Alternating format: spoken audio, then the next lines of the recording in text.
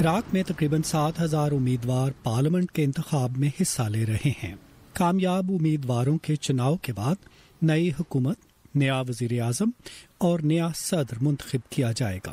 ملک میں داعش کی شکست کے بعد بہت سے عراقیوں کو امید ہے کہ نئی قیادت ملک میں بحالی کے کام کو آگے بڑھائے گی، مگر کچھ لوگوں کا کہنا ہے کہ وہ اس لیے ووٹ نہیں ڈالیں گے کیونکہ ان کا سیاسی نظام اتنا کرپٹ ہے کہ نئے سیاستدان کچھ فرق نہیں لا سکتے۔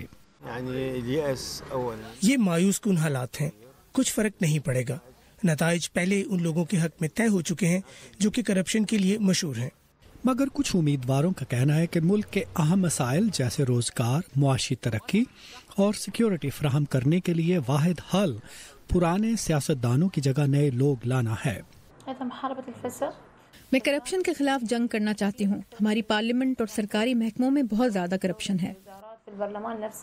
کچھ تجزیہ کاروں کا کہنا ہے کہ عالمی سطح پر اور عراق کے اندر نئی دھڑے بندیاں ہونے کی وجہ سے پارلیمنٹ کو نئی قیادت پر اتفاق کرنے میں مشکلات کا سامنا ہوگا۔ روایتی طور پر عراق کی اعلیٰ قیادت کے لیے نہ صرف اندرونی طور پر بلکہ بیرونی طاقتوں جیسے امریکہ اور ایران کی حمایت حاصل کرنا بھی ضروری سمجھا جاتا ہے۔ حیدر مرڈوک کے ساتھ ندیم یعقوب، اردو VOA۔